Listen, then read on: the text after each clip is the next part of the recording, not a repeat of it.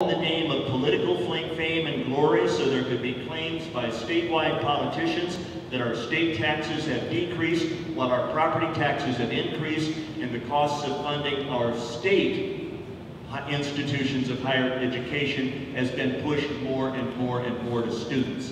Bad policy, it's false politics, and it should end. Mr. Watson. A lot of things to do here. We had a debate in Hastings on this, and I do want to give Dave a good point. You know, after thinking of what we talked about, this is what debate's for. We can get good ideas.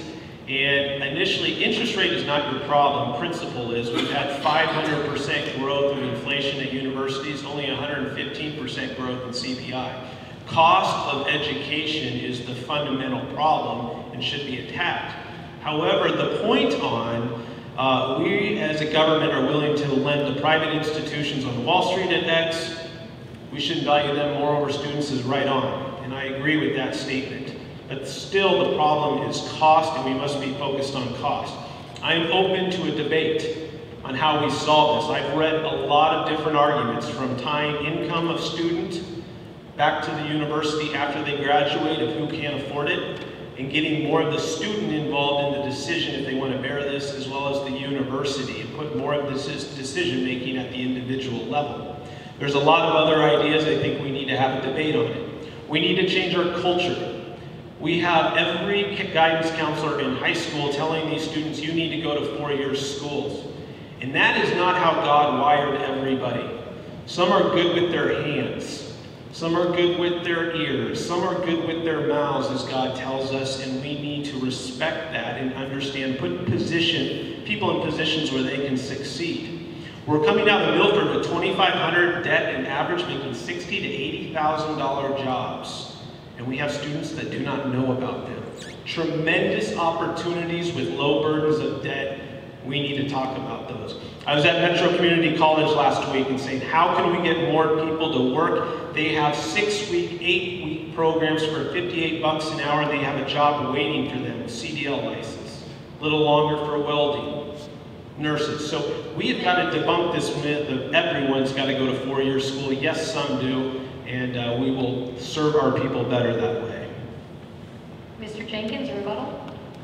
Not really a rebuttal, but just a comment. I was just out at Broken Bow Mid-Plains Community College, where I'm on the board, and we had a half-a-day session, and the number of technical jobs, whether it be welders, plumbers, good-paying jobs that are going unfulfilled right here in our state is amazing.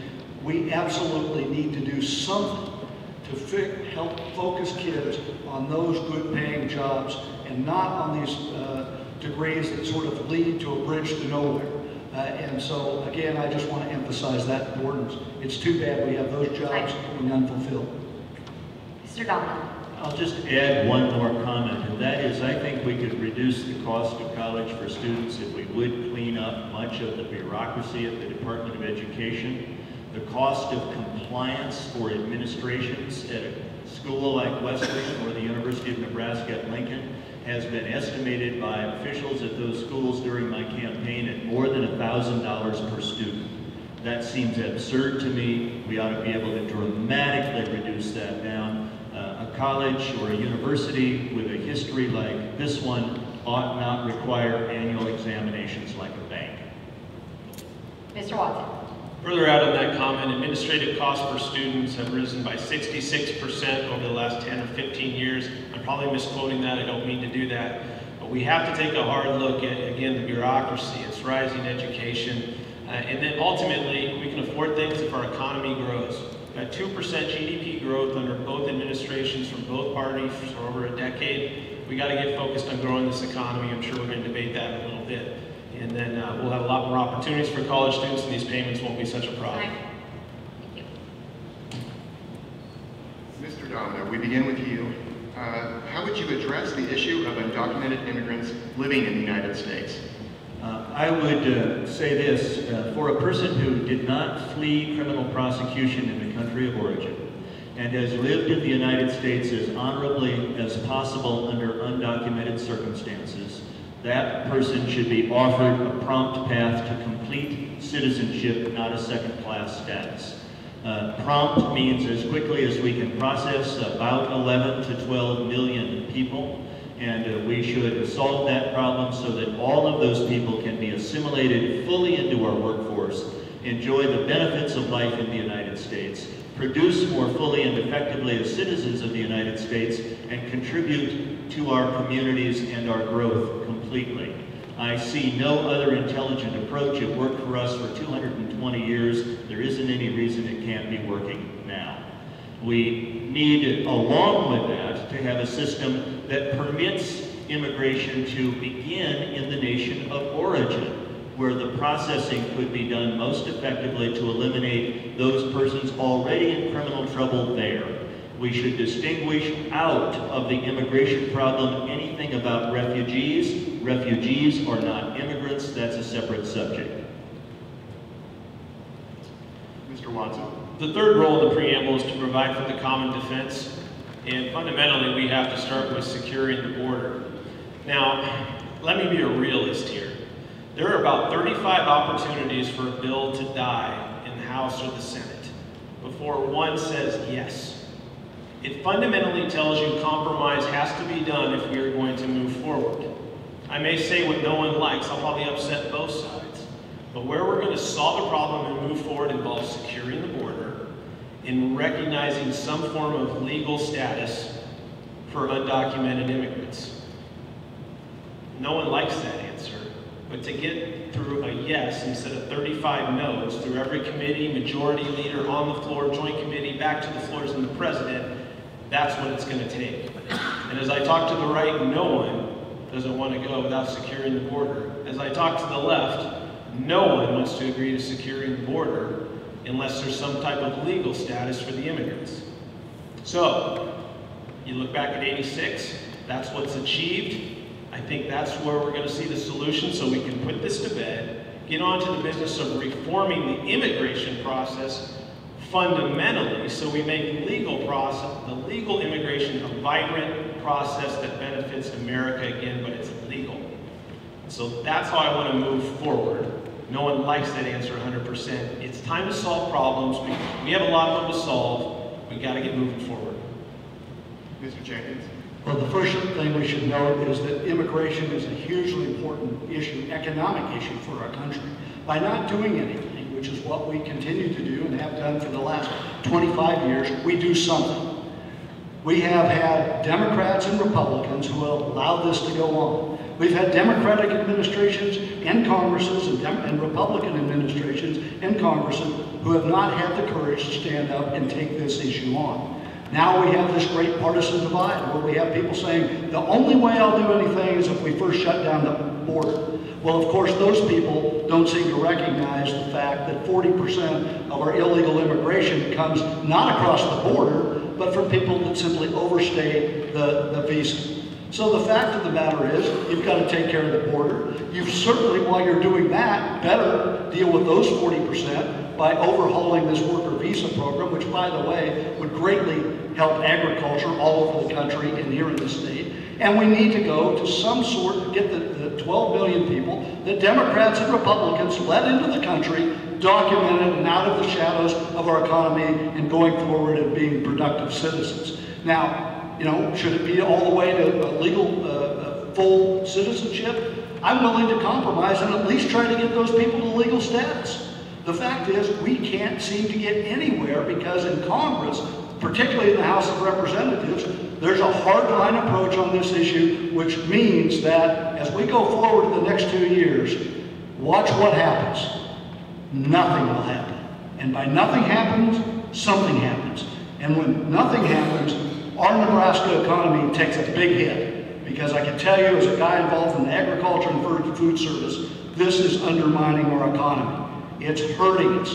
And guess what? There's 50 coalition group here that is advocating, and they're business people and faith people all across the entire spectrum. They're advocating common sense immigration reform, but guess what? There's hardline people who are not going to compromise on this issue, and it will hurt our country.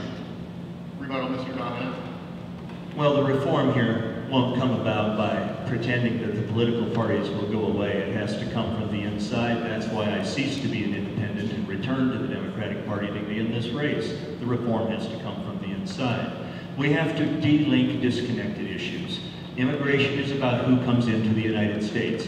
Border security is a military and a police problem. They should be dealt with separately. If in the Congress we had a single subject requirement like in the Nebraska legislature, those two subjects wouldn't even be linked. They're disconnected topics legally. Mr. Watson. Echo Jim, when nothing happens, something happens. Right on. I would disagree with Dave and say, we didn't change slavery in this country until a third party stepped up and said, it's not going to be in our platform. And it took a third approach to put pressure on the first two to make a change and reject slavery in a political platform. To think it's going to change from within that's a fundamental disagreement. It needs pressure from the outside. You need to answer the call. And then we'll reject these things on platforms that shouldn't be there. Mr. Jenkins. Our founding fathers worked outside the system. The women's suffrage movement worked outside the system. Civil rights movement was outside the system. The fact of the matter is we have, and we all know it, we have two parties that are not delivering. When they have a chance to deliver, they don't deliver. We have had an evenly divided government over the last 20 years. Go check it out. Republicans and Democrats have had almost an equal opportunity to make changes. They haven't done it, and that's why they're going to see more people like me and Todd showing up to take on people like Dave.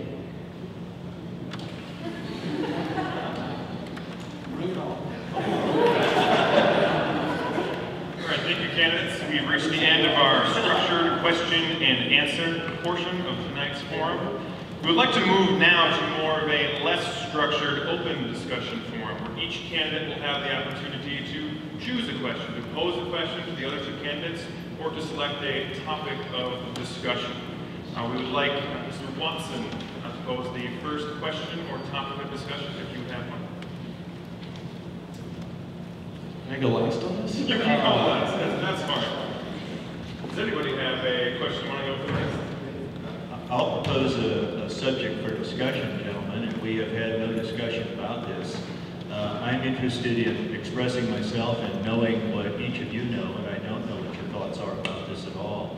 On this question, is it appropriate under any circumstances, and if so, under what circumstances, for a candidate to the United States Senate to sign a pledge prior to election?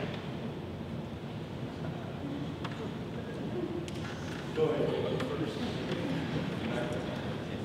I didn't mean to exempt myself from having to go first, but whatever. I obviously introduce the subject. Well, again, there's individual rights. I think every individual can elect what they choose to do or not do.